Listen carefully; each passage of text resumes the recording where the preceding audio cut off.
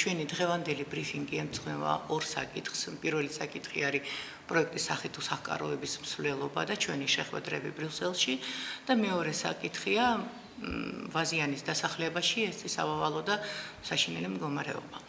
ესე იგი, რაც შეეხება ჩვენ პროექტს, მოგეხსენებათ, რომ უკვე ორ თვეზეა მეტი, რაც მიმდინარეობს ეს პროექტი, ჩვენ ვაწარმოებთ უსახკაროების აღრიცხვას და რეგისტრაციას თბილისის მასშტაბით და ვმუშაობთ საკანონმდებლო ინიციატივაზე. ესე იგი, ჩვენი ოფისი მიმდინარეობს ცოტნე დადიანის პირველ ნომერში, იქ არის ცხელი ხაზი 2476542. კვირაში ორჯერ გვაქვს უფასო იურიდიული კონსულტაცია უსახკაროებისთვის. ესე იგი, ძალიან ბევრი ხალხი მოდის ჩვენთან, პრაქტიკულად ჩვენი გოგოები მუშაობენ ნონ-სტოპის რეჟიმში და პროექტი მიმდინარეობს ძალიან წარმატებულად. ეხლა რაც შეეხება ფინანსასთან შეხვედრებს. ესე იგი, პირველ მე როგორც კავშირის თავმჯდომარე ვიყავი ბელგიაში, კერძოდ ქალაქ ბრიუსელში და იქ შევხვდი ორგანიზაცია ფინანსას ხელმძღვანელობასთან. ის კი რა არის ეხლა ფინანსა? ფინანსა არის ევროპული ორგანიზაციების ფედერაცია. შექმნილია 1999 წელს და ეს ორგანიზაცია ანუ თავის მუშაობისას აკეთებს აქცენტებს მარტო უსახკაროობას. ანუ მუშაობს ზუსტად ამ საკითხებში, ეხმარება იმ ხალხს, ვინც არიან დარჩენილი უსახკაროებად, ან და პრევენციას აკეთებს. ანუ ეხმარება იმ ხალხსაც, ვისაც ემუქრება აი ამ უსახკაროდ დარჩენა. ესე იგი, ორგანიზაციაში არის გაწევრიანებული 130-მდე ორგანიზაცია, ეს არის მოგეხსენებათ ფედერაცია ეროვნული და რეგიონული ორგანიზაციების. თანამშრომლობს 30 ევროპულ ქვეყანასთან, მათ შორის 25 ქვეყანასთან, რომლებიც არიან ევროკავშირის წევრები. ანუ ამ ორგანიზაციას აქვს საკონსულტაციო სტატუსი ევროსაბჭოში და გაეროში. ეს კი საკმაოდ ძალიან სერიოზული ორგანიზაცია და იღებს დაფინანსებას და მხარდაჭერას ევროკომისიისგან. ეხლა ჩვენ წარვადგინეთ არსებული სიტუაცია საქართველოში, აღწერეთ ეს სიტუაცია, რადგან მოგეხსენებათ, რომ საქართველოში არ არსებობს არანაირი უსახკაროთა დეფინიციაცია, არც კატეგორიების დეფინიციაცია, არც არანაირი საკანონმდებლო ბაზა, რომელიც დაარეგულირებს აი ამ საკითხებს.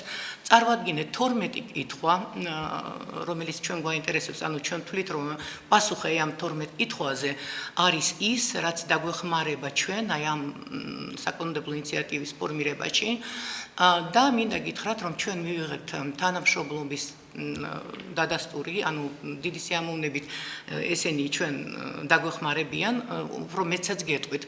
ჩვენ მივიღეთ წინადადება, რომ გავხდეთ სრულფასოვანი ფინანსას წევრები. ეს არის ძალიან მნიშვნელოვანი, რადგან ჩვენც შევალთ აი ამ ქსელში და ანუ ხმა გვექნება უფრო გვექნება იმის საშუალება, რომ ხმა მივაწვინოთ ევროსაბჭოში და ევროკომისიაში.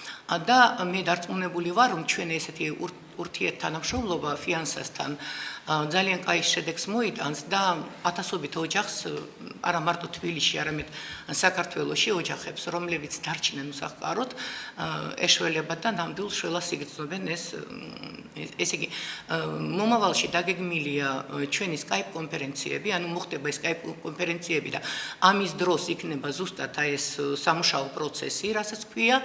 გარდა ამისა, ანუ ორგანიზაციის წევრებმა მიიღეს მოსაწვევი ფინანსას კონფერენციაზე, რომელიც შედგება 18 და 20 ივნის პარიზში და ჩვენი იურიდიული დეპარტამენტის ხელმძღვანელი ქალბატონი რუსუდან ნანავა თავის თანამშრომლებთან ერთად მიდიან ახლა ამ კონფერენციაზე.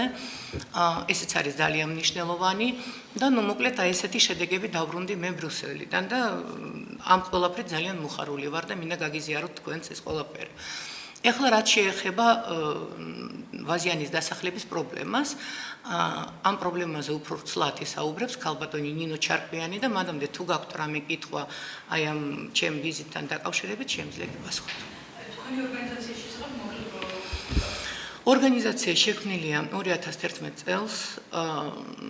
ჩვენ შეიქმნა ჩვენი ორგანიზაცია, იმიტომ რომ მუშავართა დონე საქართველოში ძალიან აიმაღლა, ანუ ძალიან ბევრი ხალხი დარჩა უმუშევრად.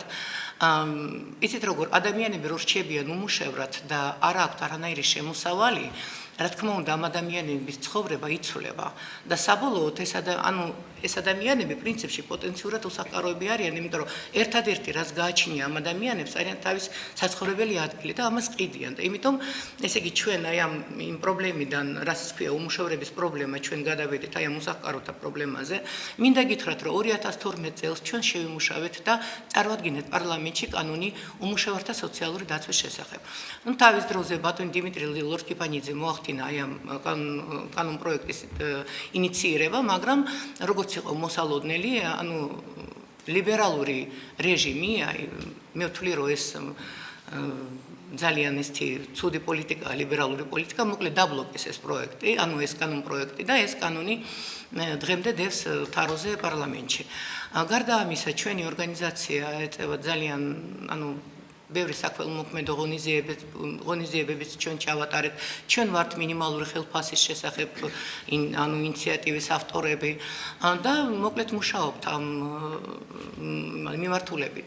და წელს იანვარში, ახლა 2015 წლის იანვარში ჩვენ მივიღეთ აი ამ პროექტის სახით უსახკაროებისკენ მხარდაჭერა ფონდ როზა ლუქსემბურგისგან, ეს არის გერმანული ფონდი. ეს ხელშეკრულება გვაქვს ამ ფონდთან და რაღაც ფინანსური მხარდაჭერა ეს ფონდი ჩვენ გვაძლევს. გარდა ამისა, ესე იგი, იგივე მხარდაჭერას გვაძლევს ჩვენ თბილისის საკრებულო, რადგან მე მიხარია, რომ აი ეს ყველაფერი, რასაც ჩვენ ვაკეთებთ, მთავრობას ესმის, რომ მათ ინტერესებში შედის, იმიტომ რომ ის თეთრი ლაკა, რაც არის, ეს თეთრი ლაკა უნდა აივსოს აუცილებლად. და ეხლა ეს პროექტი პრაქტიკულად ჩვენი ოფისიც არის ახლა ცოტნე დადიანის პირველ ნომერში. ეს არის ზემოჩიგურეთის მუნიციპალიტეტის შენობა და იქ ჩვენ გვაქვს, გადაგვცეს ეს 6 თვით იქ ოთახი, რადგან ჩვენ შევძლოთ მუშაობა და ეს პროცესი შედგეს.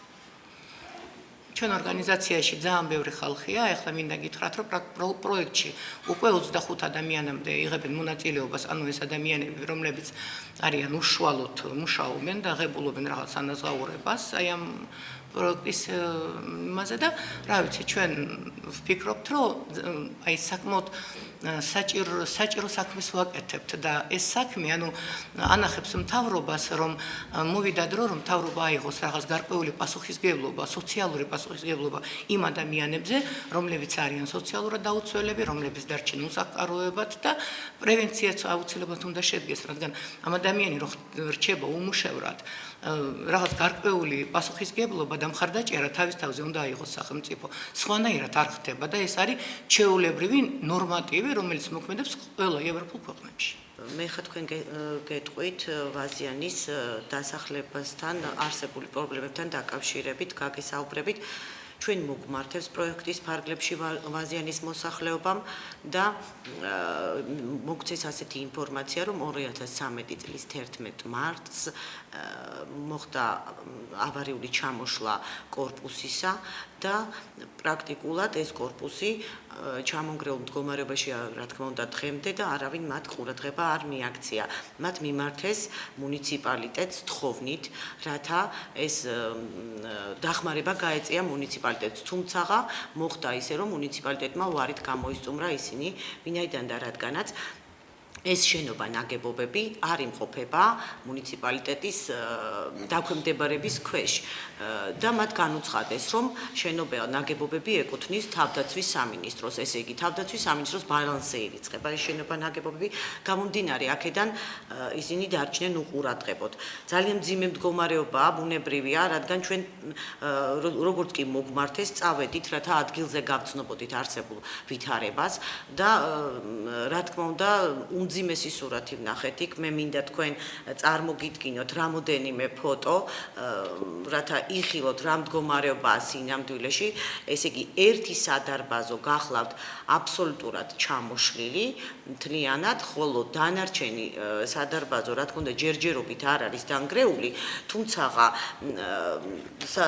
გასაოცარია, რომ იქ ჯერ კიდევ ცხოვრობენ დანარჩენ სადარბაზოებში ადამიანები, რაც რა თქმა უნდა, ამ ჯერზე გადარჩნენ ისინი და არ დამსრულდა სავალალო შედეგი, თუმცა შემდეგ როგორ იქნება ნამდვილად ეს გაუგებარია მათი ბედიღბალი.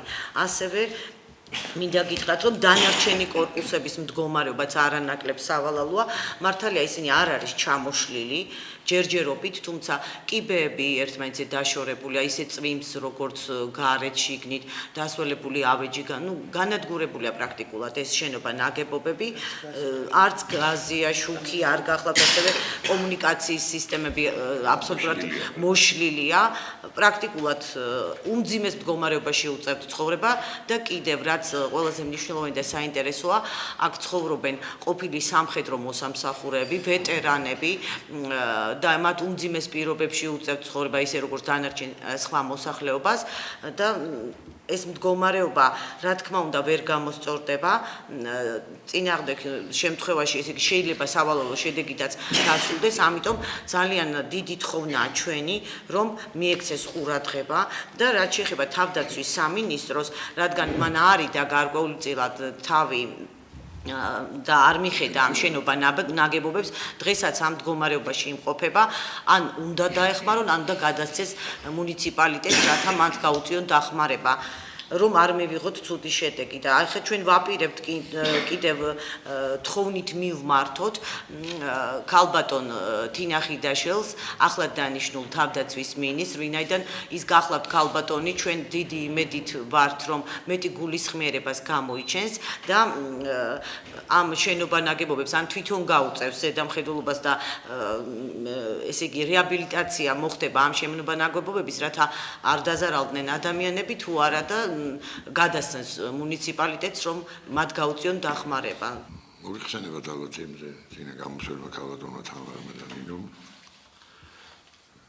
გაიზიარა მოსახლეობის თხოვნა, ჩვენი თხოვნა და გარკვეულწილად მათი მხრიდან მიეცა ყურადღება ვაზიანისადმი თუ რა შედეგებია თავთა სახეზე. წლების მანძილზე მიმდინარეობს ვაზიანის შენობა ნაგებობების და ტერიტორიის იმას ესეთი უგულვერყოფა და რაღაცა ისიც ესეთი ზერელი მიდგომა. რამაც გამოიწვია ერთი ფაქტი, როგორც კორპუსის დაზიანებებისა, ასევე გაუსაძლეს პირობების შექმნა იმ მაცხოვრებლების, მათ შორის ვეტერანების, რომლებიც ცხოვრობენ უშუალოდ ყოფილ სამხედრო ქალაქში.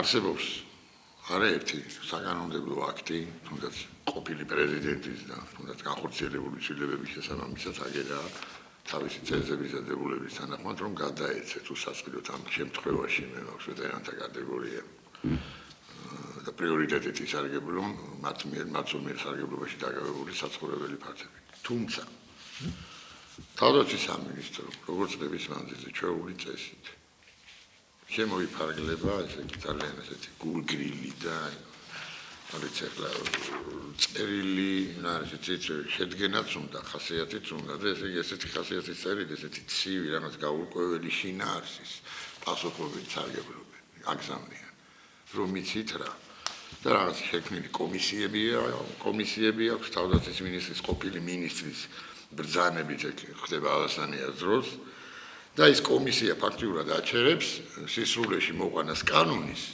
რამე თუ ამათი მხარვეზი დაშვებული გამოსწორების შესახებ კომისია და პასუხი კომისიის იცით რა ჩვენ იცით რა არ მიგვაჩნევია არ მიაჩნევია კომისიას რომ გადასცეს და რატო არ ასაბუთებს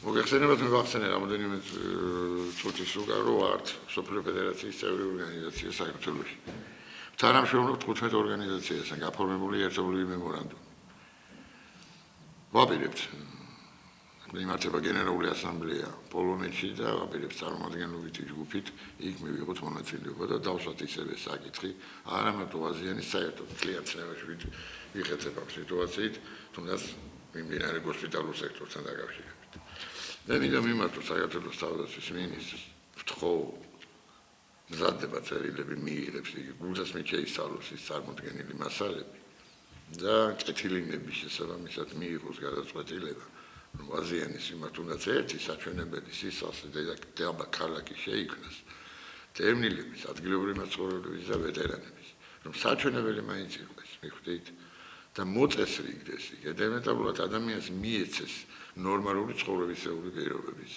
პირობებში ცხოვრების უფლება გარდა ამისა და საგანგაშოა კიდევ იძველი წლის ხარვეზები მოზებს რომ ბევრი მათგანს საარჩევნო ხმის უფლებაც არ აქვთ იქ სადაც არის რეგისტრირებული არა და აქ სადაც ცხოვრობენ წლების მანძილზე აქაც არა.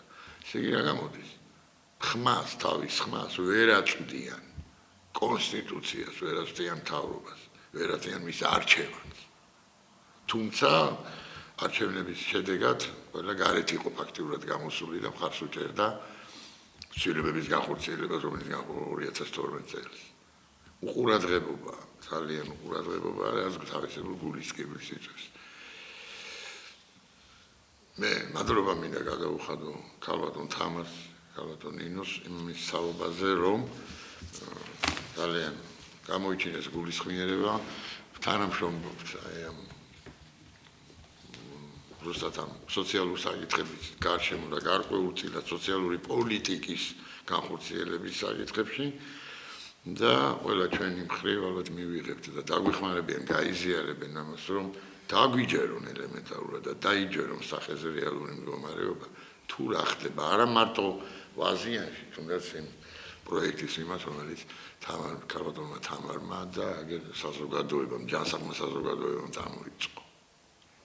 თუ გაქვთ შეკითხვები მე მზად ვარ. ადამიანებს მაინტერესებს დოკუმენტაცია, პირადობის მოთხოვნა გააჩნიათ და უბრალოდ არ ირიცხებიან იმ მისამართზე, სადაც ცხოვრობენ. რა არის იცით რამ განაპირობა, თუნდაც ვეტერანების აი მე მინდა ის მომდინარეობს 2000 წლიდან და 96 წლიდან, რომ მათგან დამოუკიდებელი მიზეზებით არ აქვს საცხოვრებელი ფაქტი, რამაც განაპირობა მოგეხსენებათ აზიანი იყო რუსეთის ფედერაციის ყოფილი სამხედრო დასახლება და ბაზა, რადგან გამოთავისუფლდა იქ თავისუფალი საცხოვრებელი ფონდები, ამ ხალხმა როგორც სამოქალაქო კატეგორია უბინაო.